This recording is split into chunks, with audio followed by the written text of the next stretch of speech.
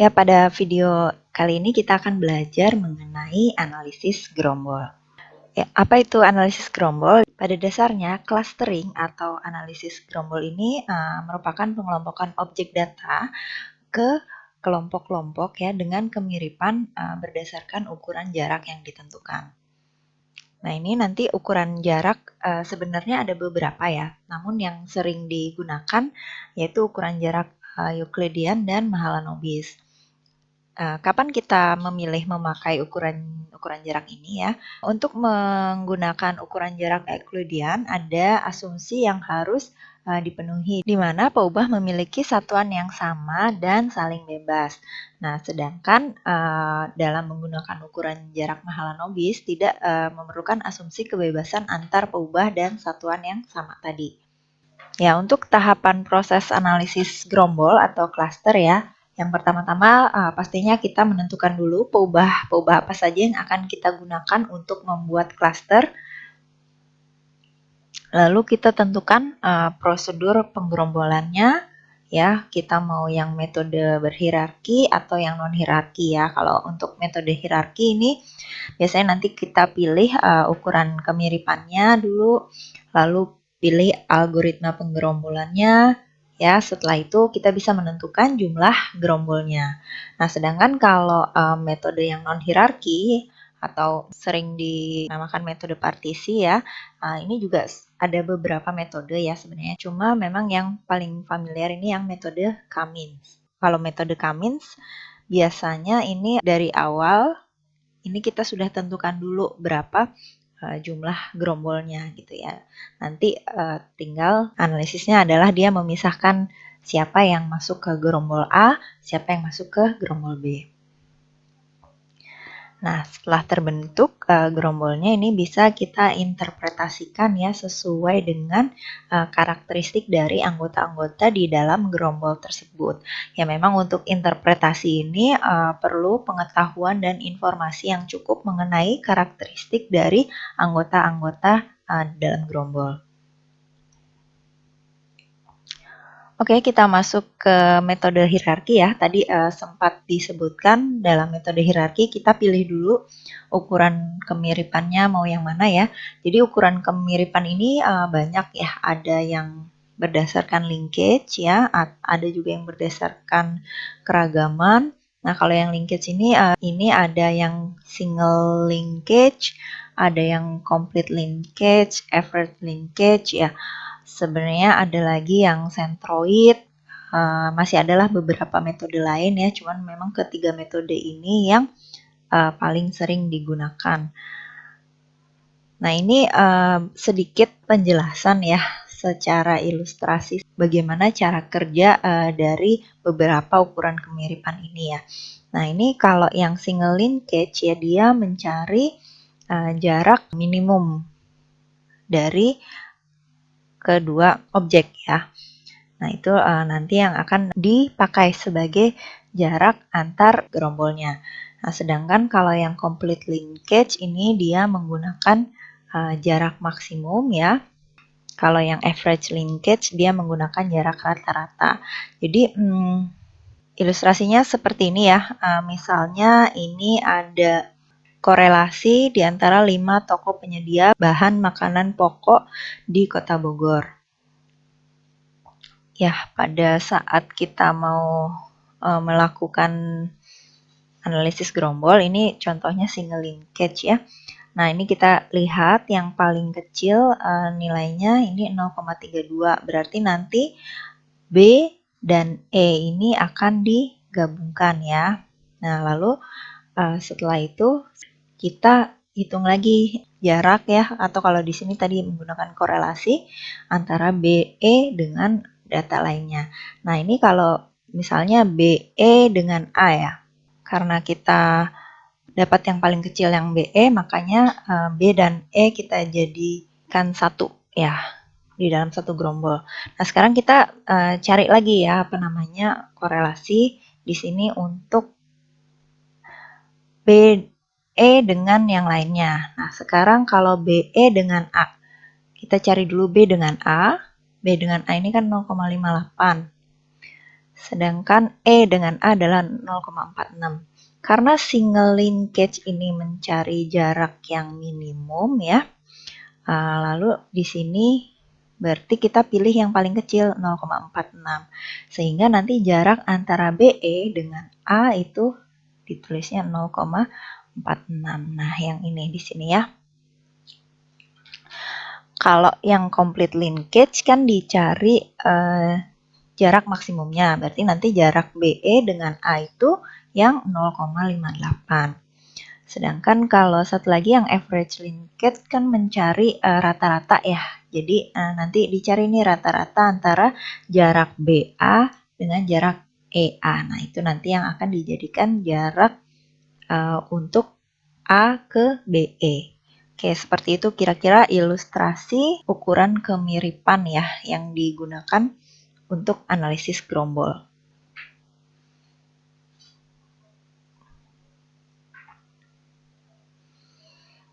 Terus tadi tahap selanjutnya adalah kita memilih algoritma penggerombolan kan ya. Algoritma penggerombolan ini sebenarnya pada dasarnya ada dua, ada yang divisif sama yang aglomeratif ya. Tapi memang yang paling sering digunakan ini yang aglomeratif ya. Jadi kalau divisif ini dia arahnya dari atas ke bawah, kalau aglomeratif ini dari bawah ke atas. Jadi dia membuat gerombol-gerombol kecil dulu ya, lalu makin ke atas makin besar atau makin banyak jumlah anggota gerombolnya. Nah, ini ada ilustrasi ya kalau yang aglomeratif. Nah, ini pertama kan seperti ini datanya ya. Lalu dia cari dulu yang jaraknya paling dekat ya, bikin gerombol kecil yang ini. Terus cari lagi jarak yang paling dekat yang ini ya. Nah, nanti baru selanjutnya antar gerombol-gerombol kecil yang terbentuk dihitung juga jaraknya ya. Nah, sedangkan kalau divisif ini di awalnya itu dia besar ya ukuran gerombolnya ya. Ini kan semua dimasukkan, lalu baru dia memisahkan mana yang lebih dekat ukuran jaraknya itu dipisahkan menjadi gerombol-gerombol yang lebih kecil. Oke, jadi ini juga ilustrasi dari aglomeratif ya. Nah, ini pada awalnya menyatukan antara P5 dan P6 dulu ya, lalu antara 5 dan 6 ini dihitung jaraknya ternyata yang paling dekat dengan P4 ini gabung lagi jadi satu klaster. Terus setelah itu hitung lagi yang lebih pendek jaraknya ternyata P1, P2 digabungkan jadi klaster ya. Lalu dari P1, P2 dilihat jaraknya yang lebih dekat adalah dengan P0, ini gabung lagi menjadi satu klaster dan seterusnya. Ya, metode satu lagi ya, metode Cummins ya. Jadi kalau misalnya di Cummins ini kita harus tentukan dulu jumlah gerombolnya. Di sini dinotasikan dengan K. Lalu nanti hitung sentroidnya ya. Baru nanti kita ukur jarak objek ke sentroid. Nah, gerombol ini ditentukan berdasarkan yang memiliki jarak terdekat. Nah, kalau sudah tidak ada lagi objek yang berpindah-pindah ya, berarti dia selesai ya. Kalau misalnya iya masih ada yang berpindah-pindah, berarti kita balik lagi ke tahap yang sebelumnya. Ya, ini sedikit ilustrasi mengenai cara kerja metode Cummins ya. Jadi kalau misalnya di sini titik lingkaran biru yang solid akan digerombolkan atau dikelompokkan dalam fitur 2 dimensi ya. Nah, ini awalnya datanya seperti ini ya. Lalu kita lihat yang B, untuk lokasi acak dari pusat klaster ya. Nah, ini yang bulat kosong di tengah ini adalah pusat klasternya ya. Setiap titik ini dapat dikaitkan dengan pusat terdekat. Nah, lalu ruang 2 dimensi ini dibagi menjadi 3 wilayah ya melalui 3 batas keputusan. Kita lihat dari garis yang putus-putus hitam ini. Ya, jadi dipisah berdasarkan posisi pusat-pusatnya tadi ya. Lalu setelah itu setiap pusatnya tadinya kan kayak yang hijau ini ada di ujung sini, yang biru sudah lumayan di tengah ya, yang merah juga lumayan di tengah. Tapi dicari lagi pusat massa dari titik-titik data di masing-masing gerombol itu ada di mana. Nah, makanya di sini kelihatan titik pusatnya itu bergerak, dia mencari posisi pusat massanya di mana. Oke, nah nanti setelah menemukan pusat massa yang baru ya, ini contohnya yang E. Nah, klaster yang diperbarui dari titik data diperoleh sesuai dengan lokasi pusat yang baru. Nah, langkah-langkah dari C dan D ini nanti diulangin lagi sampai tercapai konvergensi ya, sampai hasilnya konvergen. Nah, baru kalau hasilnya sudah konvergen, dapat pusatnya yang baru dan tidak ada objek-objek yang pindah ke gerombol lain lagi ya, maka itu adalah klaster akhir yang kita dapatkan. Oke, selanjutnya kita masuk ke ilustrasi ya. Ya, di sini saya ada ilustrasi, ada kabupaten, lalu ada peubah dari persentase keluarga pertanian, persentase penduduk tidak tamat SD, sampai dengan pangsa pasar rokok produksi Jarum Kudus. Nah, ini akan jadi selanjutnya kita notasikan dengan X1 sampai dengan X7 ya. Ya, di sini diminta menentukan jumlah gerombol menggunakan metode berhierarki ya. Lalu setelah itu kita coba juga menggunakan metode Cummins dengan 2 gerombol. Nah, lalu kita berikan kesimpulan terhadap penggerombolan tadi. Oke, saya coba gunakan SAS ya di sini untuk data rokoknya. Ya, ini saya kasih nama datanya ini rokok ya. Lalu seperti biasa kita input peubahnya ya. Lalu setelah itu ini nama kotaknya saya pendekkan sedikit ya supaya tidak terlalu panjang di outputnya nanti. Ya, nah ini adalah sintaksis yang akan kita gunakan. Yang kita pakai di sini nanti proc cluster ini ya. Lalu datanya kita masukkan. Nah ini metode bisa dipilih mau single atau complete atau average atau pakai yang berdasarkan keragaman seperti yang Word juga bisa ya. Nah, lalu kalau CCC ini adalah kriteria untuk clusteringnya mau pakai apa. Selain CCC ada sih metode lainnya ya, nanti bisa dilihat lebih lengkapnya di help-nya SAS ya. Lalu selanjutnya outputnya ini akan saya simpan di bentuk data sementara, namanya tree ya. Nah, option yang terakhir yang ini sebenarnya kalau by default ya dia akan mengeluarkan dendrogram dengan semi partial R square di bagian sumbu X-nya.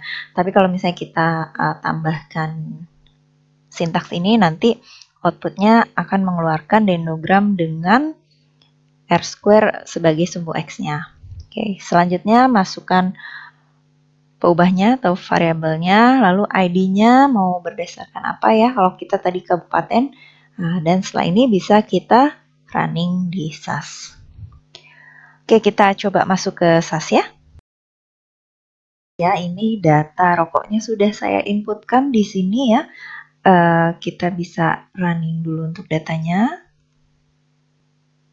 Ya, sudah masuk ya, ada kabupaten X1, X2 sampai dengan X ke-7.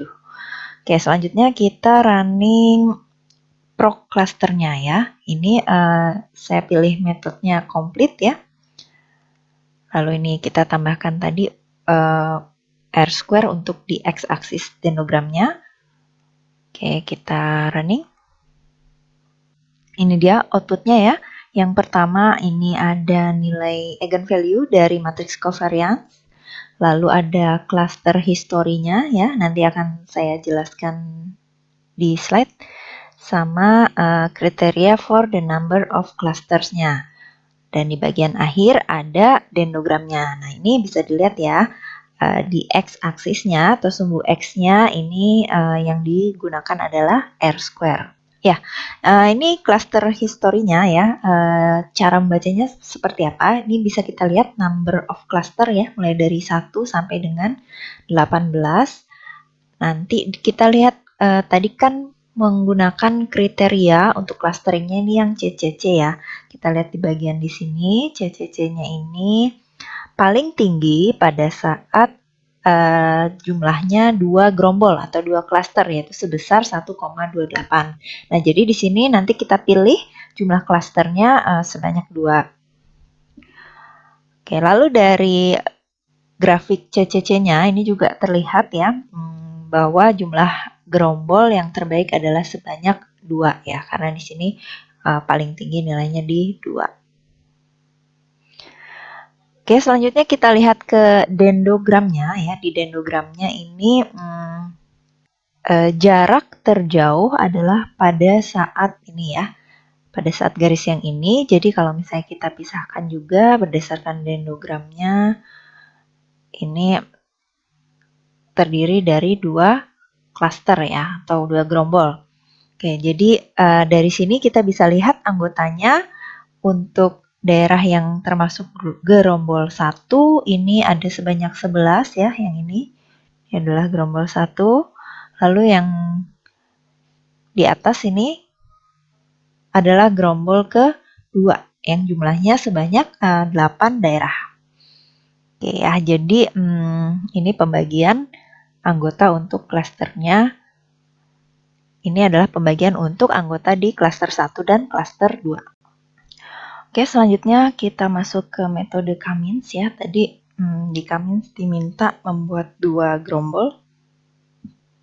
Kalau Cummins ini kita gunakan proc first class ya. Datanya masukkan data rokok. Nah, ini out ini nanti outputnya dibuat di data baru namanya class ya. Tapi ini cuma disimpan di Word. Lalu next cluster.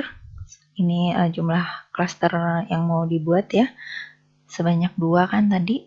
Lalu peubahnya kita masukkan, peubah var X1 sampai X7. Oke, ini kita coba running ya. Nah, ini dia outputnya. Di sini outputnya bisa kita baca di bagian cluster summary ya. Nah, ini adalah statistik untuk masing-masing variabelnya atau peubahnya. Lalu ini adalah means dan standard deviation untuk masing-masing cluster pada masing-masing peubah. Oke, kita kembali ke ya ini tadi outputnya. Nah, ini bisa dilihat dia membagi cluster menjadi 2 ya, sesuai dengan yang kita setting. Nah, di sini untuk cluster pertama ada 11 anggota, cluster kedua ada 8 anggota. Untuk melihat anggota klasternya siapa saja, kita kembali lagi ke SAS ya. Nah, ini kita bisa cek di bagian output data. Di output data yang kelas tadi ya. Nah, ini ada informasi klasternya sama jaraknya. Ini sudah saya kopikan ke slide ya, bisa dilihat berdasarkan output ini daerah yang termasuk ke gerombol 1 atau klaster 1 ada Banyuwangi, Cianjur, Jombang, dan seterusnya ya. Ini kita bisa lihat aja yang kode di klasternya ini 1. Lalu kalau lalu untuk yang klaster 2 ini kita bisa cek yang kode klasternya ini 2. Ya, selanjutnya tahapan yang bisa kita lakukan adalah interpretasi. Nah, untuk interpretasi ini kita harus tahu karakteristik dari masing-masing pengamatan ini ya. Nanti mungkin kalau ada informasi lebih lanjut soal karakteristiknya, di sini misalnya Banyuwangi, Cianjur, Jombang, ini termasuk daerah yang punya karakteristik A, lalu yang ke gerombol kedua ini termasuk daerah yang punya karakteristik B. Itu bisa kita gerombolkan seperti itu. Atau jika kita tidak mempunyai informasi lain, kita bisa manfaatkan informasi cluster means ini. Ini juga output dari SAS dari sintaks yang tadi ya. Di sini dikeluarkan rataan masing-masing cluster ya untuk setiap peubah dari mulai X1 sampai dengan X7. Kita lihat untuk masing-masing peubah dia memiliki rataan yang tinggi pada klaster yang mana. Ini contohnya seperti yang X1 ya. Ini kan yang di klaster 1 dia 21, di klaster 2-nya 8, berarti dia lebih tinggi di klaster 1. Begitu juga untuk yang X2 di klaster 1, dia lebih tinggi daripada di klaster 2 rataannya. Ya, ini kita coba kasih lingkaran merah dulu untuk menandai. Nah, lalu kita lihat yang X3, X4, X5, X6, sampai X7. Ya, kalau kita lihat di cluster means-nya, kelima peubah ini nilai cluster means-nya itu lebih besar pada saat cluster kedua. Nah, berarti dalam hal ini dari ketujuh peubah yang kita gunakan ya, yang X1 dan X2 bisa kita gunakan sebagai penciri gerombol 1, sedangkan yang X3 sampai dengan X7 ini kita gunakan sebagai penciri gerombol kedua.